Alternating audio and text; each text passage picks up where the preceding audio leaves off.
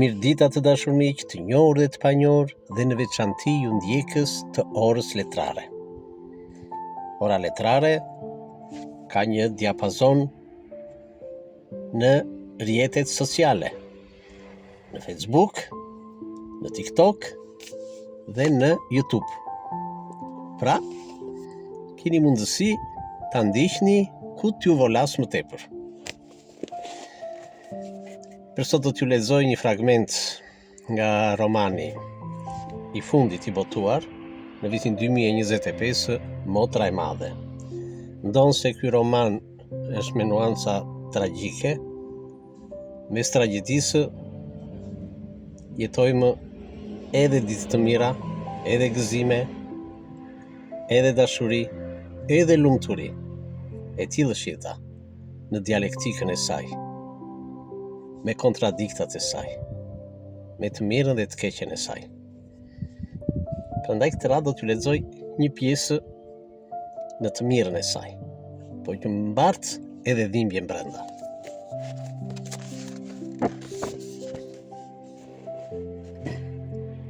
Ai ishte aty, kishte vajtur më parë se unë, po flinte, mbështetur te faqja shkëmbore e guvës, me kokën e varur në anën e djathtë të supit.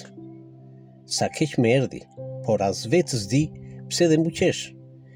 Rëshqitja dhe zhurma e guriçkave nga këmbët e mia e brofi me një herë në këmbë. Më fal që të tremba, i thash, duke ju afruar dhe ulur mbi një gur pranë tij. Të them të vërtetën, dyshoja dhe kisha frikë mos ishte ndonjë grackë e babait tënd, mu përgjigj dhe ul pranë meje.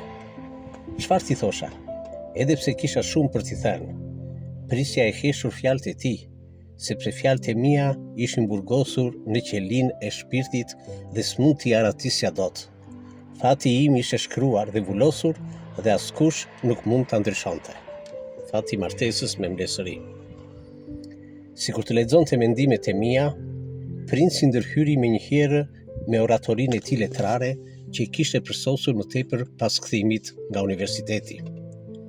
Princesha ime, e di që e njeh mirë historinë e Helenës së Trojës. Dashuria që lindi mes Helenës dhe Parisit nuk pyeti për pasojat e saj. Pasojat e një dashurie nuk parashikohen kurrë, por pasojat e një lidhjeje pa dashuri njihen për fatin tragjik të tyre. E megjithatë, dihet fati tragjik i Helenës dhe i Trojës, dhe ti e di mirë çfarë na pret nëse luajmë në jetë atë tragjedi antike. Dakord, atëherë mu përgjigj sinqerisht. Cilën do zgjedhësh mes dy tragjedive, nëse i quajmë të dyja të tilla?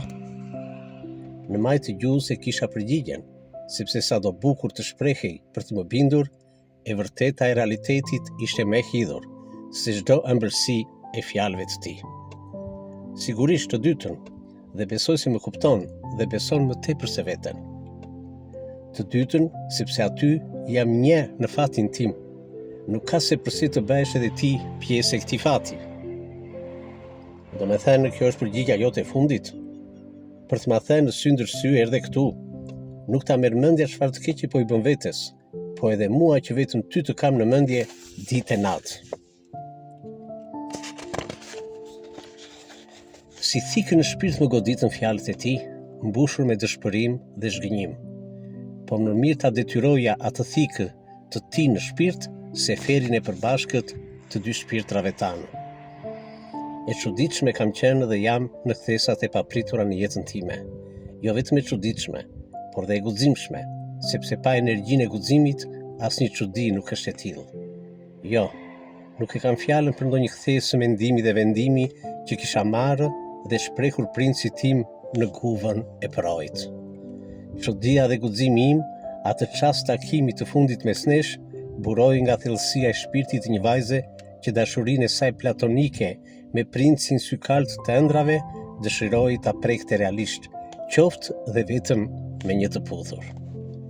Ishte prekja e parë e buzëve të mia, me buzët e një djali. Aq e njihja puthjen, një lloj si puthja në faqe. Nga ta dija që ajo prekje buzësh fshikte magjinë e një ndjesie të paprovuar, një kënaqësi e dehse në gjithë qenien time.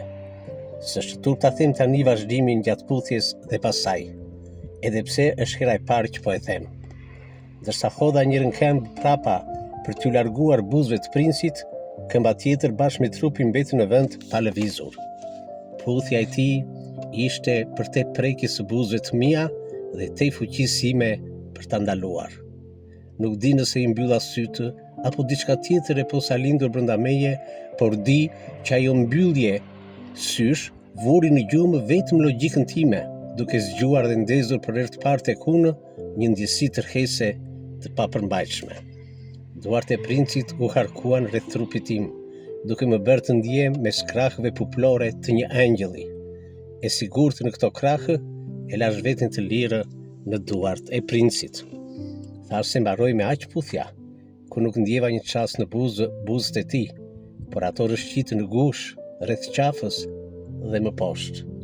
Nuk mund të shprehe më tepër, e theksoj, jo se më vjen turp, por nuk kam talentin e shkrimtarit për ta përshkruar aq bukur letrarisht magjinë e Erosit, që ndjen një vajzë 20 vjeçare për herë të parë në jetën e saj.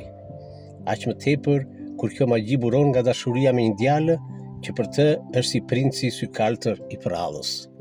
Mjafton të them vetëm kaq, që ajo magji vazhdoi deri në pragun e vjegjërisë, pa e kaluar këtë prag. Aq ishte e shkruar nga Zoti, të përjetoja realisht për pak çaste si në prallë dashurinë time të parë. Ha, u bëra dhe poete tani. U ngrita me njerë si e trembur nga një ëndër e bukur me fund të tmerrshëm, ngrita pantallonat, ula bluzën, rregullova me gishtat e duarve flokët dhe ja dhash vrapit me të katra drejtarës. Falenderova Zotin që më mbrojti dhe më dhuroi ditën më të lumtur të jetës sime. Kaq sa për sot. Ju uroj një të diel shlose argëtuese. Miru pafshim në orën tjetër letrare.